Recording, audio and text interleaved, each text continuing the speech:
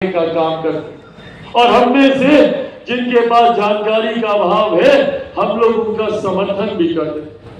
परिणाम स्वरूप उनके नेताओं को हम लोग चुनकर भेजते हैं जो जीतने के बाद हम लोगों से मिलना जुलना तो दूर की बात है, सिर्फ और सिर्फ भ्रष्टाचार कर अपनी तिजोरियां भरने का काम करते हैं और हम लोगों की परिस्थिति जस की तस है। संभव ही नहीं है और इसी जानकारी को हासिल करने का आग्रह आप लोगों से कर। संभव ही नहीं है कि कोई आरक्षण को समाप्त कर सके। संभव ही नहीं है कि कोई देश से संविधान को मिटा सके। ये देश संविधान के आधार पर चलता है। आज जब हम लोग भारत की संसद में बैठते हैं या कोई भी विधायक देश के किसी भी राज्य की विधानसभा में बैठता है तो वो विधानसभा संविधान के आधार पर चलती है। भारत की संसद संविधान के आधार पर चलती है और वो संविधान ही हमें अधिकार देता है, मुख्य धारा के साथ जुड़ने के प्रावधान देता है। साथियों, आज जब आप लोगों के बीच मौजूद हूं, पुनः ये विश्वास आप लोगों को दिलाकर जाना चाहता हूं और मैं चाहता हूं कि आप लोगों के माध्यम से मेरी ये बातें घर घर तक पहुंचे।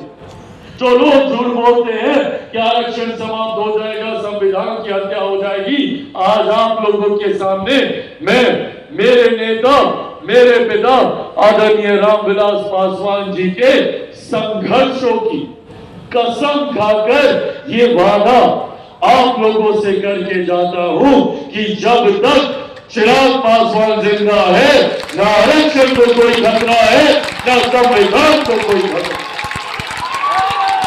दुनिया की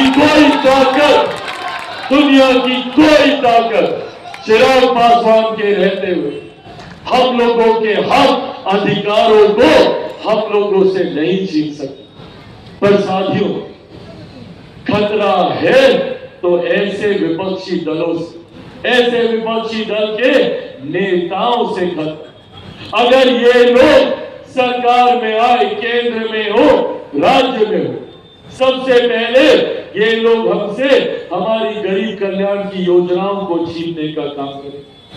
आज जो घर घर हम लोग की सरकार, एनडीए की सरकार घर घर शौचालय बनवाने का काम कर रही है, गैस कनेक्शन पहुंचाने का काम कर रही है। आज हम लोग की सरकार, इससे पहले अगर घर पे कभी कोई बीमारी आती थी तो सबसे पहले महिलाओं के जेवर गिरवी रखे जाते थे, जमीन जायदाद बेचनी पड़ती थी। पर आज हमारी एनडीए की सरकार ने आयुष्मान के माध्यम से यह सुनिश्चित किया कि कल को भगवान ना करे घर पे अगर कोई बीमारी आती है तो 5-5 लाख रुपए का मुफ्त इलाज का प्रावधान हमारी सरकार कर देने का काम करे। पर अगर ये लोग आए तो इन तमाम योजनाओं को बंद करने का काम करें। आज मुझे गर्व होता है कि देश की नहीं, दुनिया की सबसे बड़ी गरीब कल्याण की योजना भारत में चलाई जाती और इस योजना का श्रेय मैं मेरे नेता, मेरे पिता आदरणीय रामविलास पासवान जी को भी दूंगा, क्योंकि उस वक्त उस विभाग के मंत्री मेरे पिता थे। उस वक्त उन्होंने दुनिया की सबसे बड़ी गरीब कल्याण योजना का निर्माण कर उस योजना को धरातल पर उतारने का काम किया, जिस योजना को प्रधानमंत्री गरीब जन कल्याण अन्न योजना के नाम से जाना जाता है, जिसके तहत आज भी देश में 80 करोड़ लोगों को मुफ्त में अनाज दिया जा रहा है। ये सोच मेरे नेता आदरणीय रामविलास पासवान जी की थी, ये देन मेरे प्रधानमंत्री आदरणीय नरेंद्र मोदी जी की है और इस योजना को घर घर पे पहुंचाने का काम हमारे मुख्यमंत्री योगी आदित्यनाथ जी के द्वारा किया था। साथियों, ये बातें आप लोगों के साथ सिर्फ इसलिए साझा कर रहा हूं कि कल को जब ये लोग आप लोगों के बीच आएंगे, विपक्षी दल के तमाम गठबंधन के नेता, पूछेगा इन लोगों से, आपके जमाने में नारा दिया गया था गरीबी हटाओ, क्या हुआ उस नारे? दशकों बीत गए, कई प्रधानमंत्री आपके गठबंधन के, आपकी पार्टी के आगे चले। आज भी क्यों देश में गरीबी है?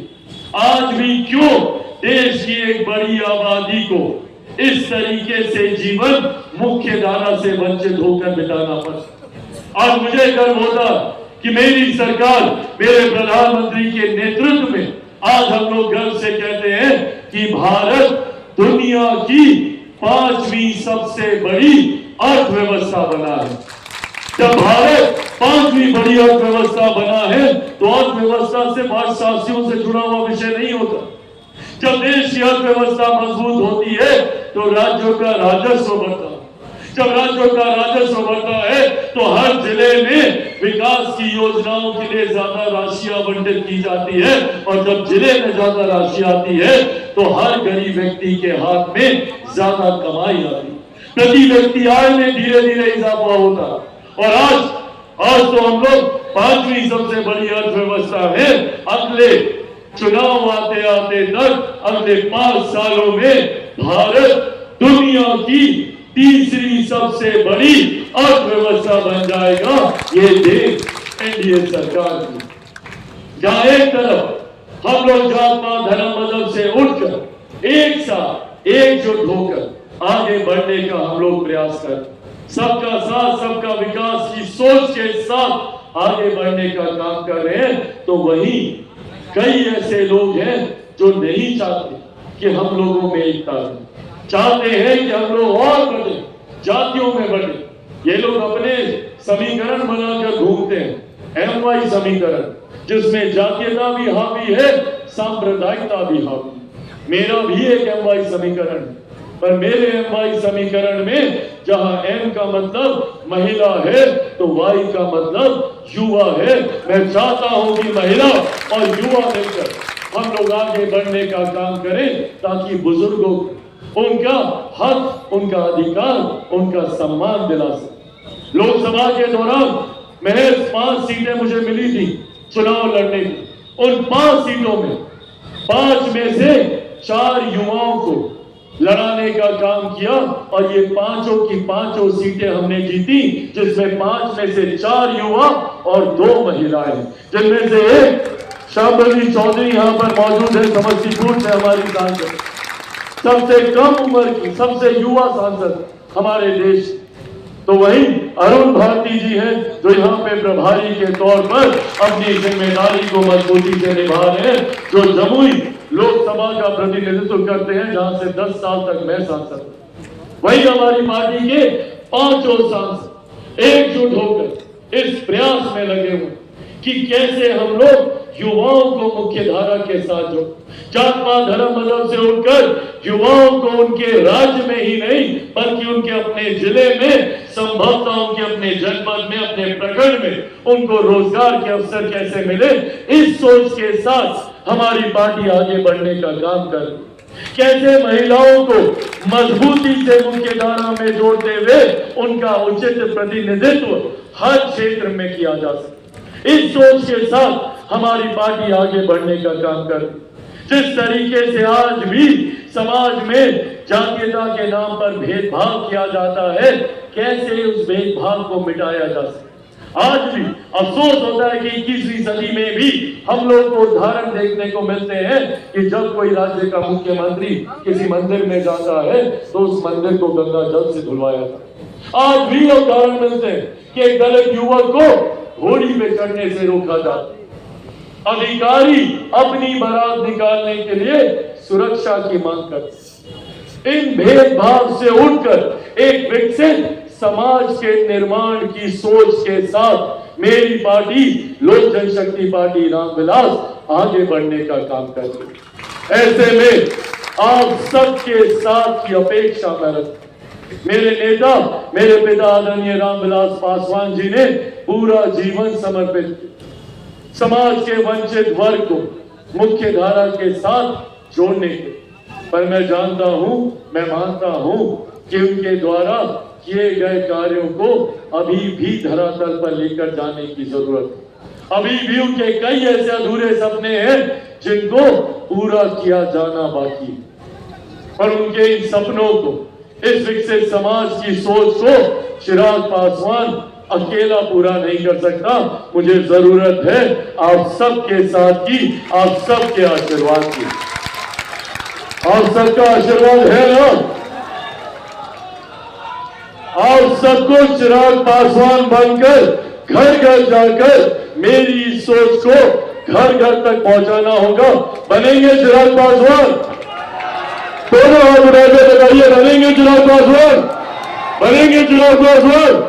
साथियों, आप लोग बस अपना साथ दीजिए, बदले में विकसित समाज का निर्माण, एक ऐसा समाज जहां जात पात धर्म मजहब से उठकर युवा अपने विकास की बात कर सके, बुजुर्ग अपने भविष्य की का निर्माण कर सके, जहां पर महिलाएं सम्मान के साथ जी सके, जहां पर किसान मजदूरों को अपने हक के लिए परेशान ना होना पड़े, उस समाज के निर्माण के लक्ष्य के साथ मैं आगे निकला हूं।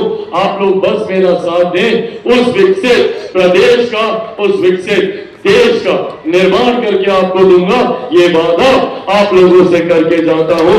आप लोग यहां पर आए, अपना आशीर्वाद मुझे दिया, और एक बार फिर से हम लोग उसी समर्पण भाव के साथ वीरांगना उदा देवी जी के चरणों में नमन करते हैं। वीरांगना उदा देवी जी अमर रहे, वीरांगना उदा देवी जी अमर रहे, डॉक्टर बाबा साहब भीमराव अम्बेडकर अमर रहे, डॉक्टर बाबा साहब भीमराव अम्बेडकर अमर रहे, आदरणीय रामविलास पासवान अमर रहे, आदरणीय रामविलास पासवान अमर रहे, लोक जनशक्ति पार्टी रामविलास जिंदाबाद, लोक जनशक्ति पार्टी रामविलास जिंदाबाद।